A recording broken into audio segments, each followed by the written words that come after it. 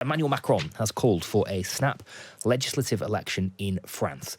Early indications showed a historic win for Marine Le Pen's national rally and gains for the far right in some of this weekend's elections for the European Parliament.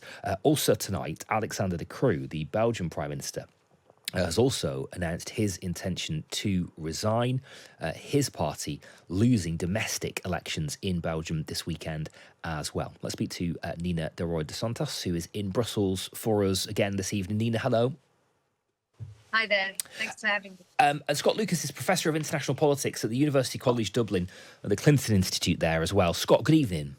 Very good to talk to you, Daryl. Thank you both for being with us. Let's drill into the detail then as the picture becomes clearer. Nina, let's start, of course, in France. And Emmanuel Macron's reaction to a huge success for Marine Le Pen there is to call a legislative election. Yeah, what he's trying to do, it seems, is sort of call her bluff. Perhaps, he's thinking this might be an opportunity for, French people to decide whether or not they really want a far-right government.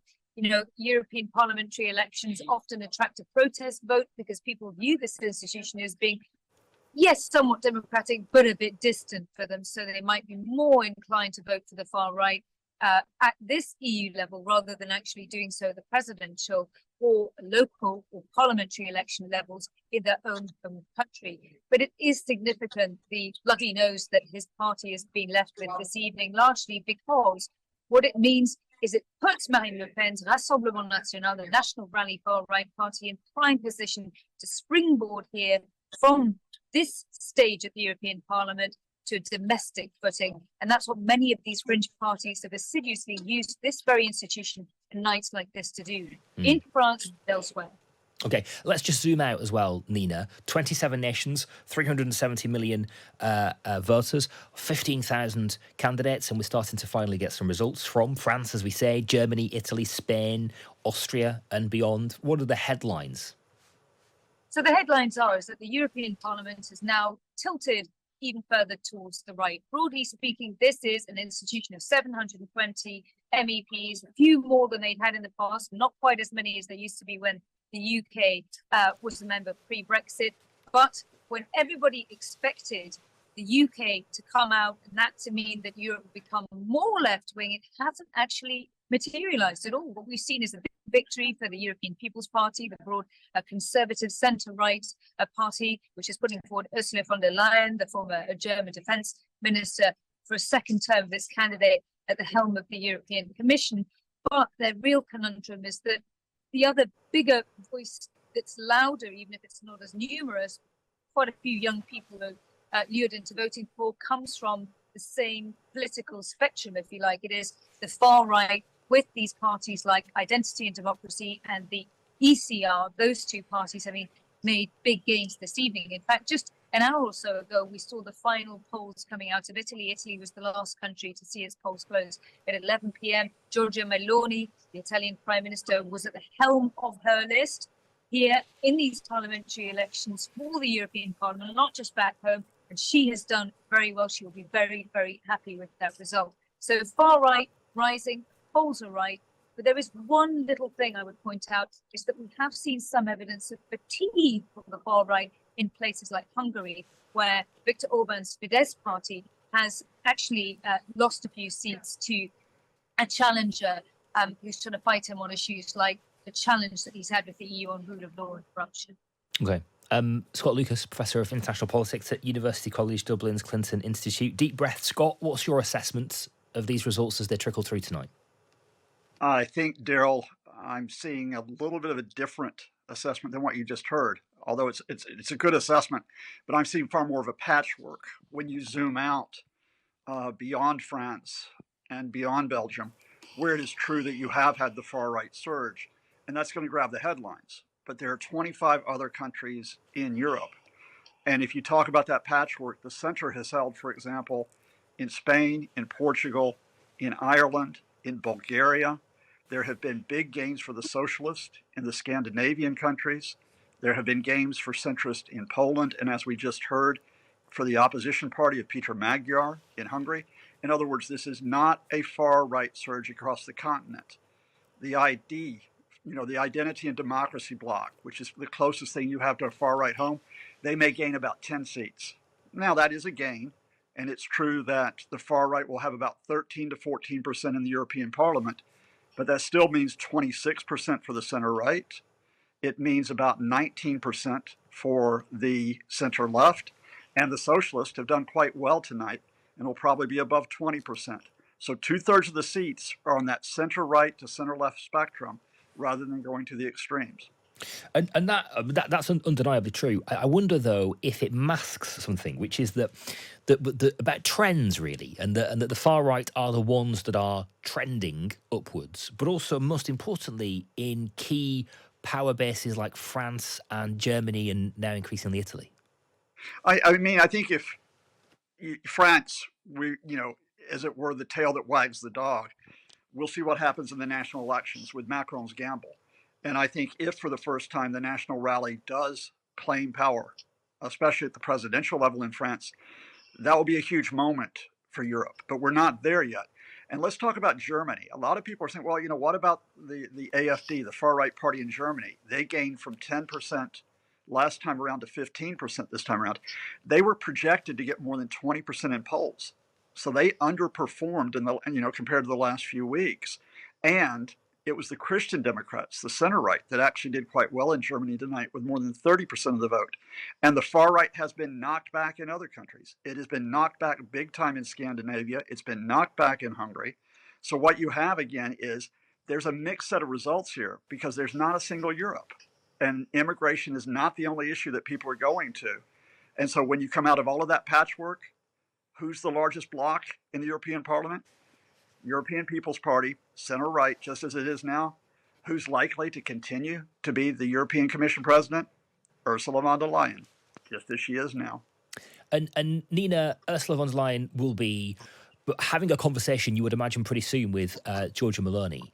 She has become a really fascinating character out of Italy. Italy's prime minister, of course, victorious as expected tonight, her Brothers of Italy party in these European elections at home in Italy. What's kind of fascinating, so Scott points to it there, the AfD, the Alternative for Germany, kicked out of the sort of far right bloc in the European Parliament by Marine Le Pen. And Marine Le Pen now looking to try to woo Giorgia Meloni, somebody who is, of course, the leader of Mussolini's party, to her political wing. Ursula von der Leyen looking to do the same as well. Giorgia Meloni quite quickly becomes very significant in the European Parliament, doesn't she? Well, you only need to look at the front cover of The Economist magazine a week or so ago when they put all of those three ladies that you've mentioned in that question there, Ursula von der Leyen, Giorgia Meloni, and also Marine Le Pen on the front page, saying these are the women who are going to effectively steer the discussion in Europe. Giorgia Meloni has emerged as one of the most powerful and astute and frankly impressive politicians, irrespective of whether or not you're on the right or left of the political spectrum or completely neutral like us good journalist folks. You can appreciate that she has very deftly navigated the threats coming from her own side of the political spectrum, like Matteo Salvini, the even further right leader of the Lega, the League in Italy, and also the slightly more moderate Forza Italia. She's trumped them all. We just had the polls coming out just in the last hour in Italy, and she's done incredibly well. She's also managed to pitch herself, especially to the transatlantic relationship, as a very moderate person when it comes to protecting NATO, backing Ukraine. She's tough on European security, but she's also tough on things like immigration. And ironically enough, inside Italy, many Italians view her as more right-wing than many other European leaders do. So she's extremely politically astute. And it's that type of star power, I think, that people like Marine Le Pen want to see rub off on them. Marine Le Pen has spent a huge amount of effort over the last few years to try and rebrand her party. It's changed name. She's changed the leader for Jordan Bardella, this young 28-year-old who has no relation to her family or, frankly, what is viewed as quite a toxic family name, given the history of her father and also the time when she was leader of the party and it emerged that they had taken loans from a Russian bank. She does not want any of this amateurish nonsense. And for that reason, she's broken ties with people like the AfD in Germany after they've had a succession of gaffes and other parties as well. That is why everybody wants to get on Giorgia Meloni's side. And as you were saying before, Ursula von der Leyen will kind of try and have to navigate this process where she can try and see whether she can get some support from the Greens, some support from the right, can't bend too far to the right. It'll take probably a few days before we really understand which way she might lean for support. Okay. Scott, what does all this mean for the UK? Out of the European Union, but not out of Europe. Whoever wins on the 4th of July will have to have important conversations with these European leaders about our relationship with the EU. It means that the UK, which faces its own surge of the far right, check out what Suella Braverman said about Nigel Farage today, is isolated. And it is isolated whoever comes out on top in elections across Europe. You will have Mr. Farage trying to get attention, who will try to claim that a surge in the far right is a vindication for him. That, of course, is more spin than reality. The fundamental for the UK is it's the economy, stupid.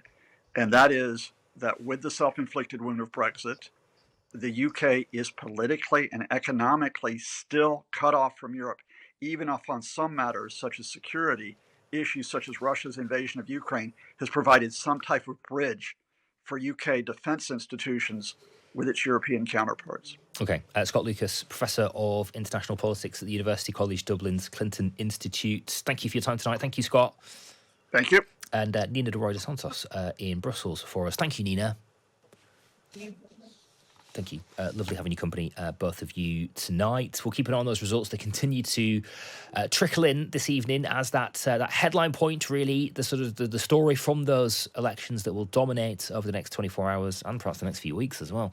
Emmanuel Macron calling a snap legislative election in France. That, of course, for the sort of parliament, not a presidential election, but the sort of parliament in France, and an election there, attempting, I guess, to sort of call a bluff a bit, I suppose. An extraordinarily brave move for Emmanuel Macron, and we'll see how it plays out over the course of the next couple of weeks. We are continuing to get a few results as well that do show what has been a pretty good night for the centre-right. Ursula von der Leyen, as we've heard her on Times Radio tonight already, pretty pleased with the result in so much as it was, her and her coalition, her sort of political coalition, have retained their power base, is probably likely to be continuing in post to the president of the European Commission, not completely plain sailing to get there, but likely after those results tonight. And we'll keep an eye on the rest of them for you as they continue to trickle in.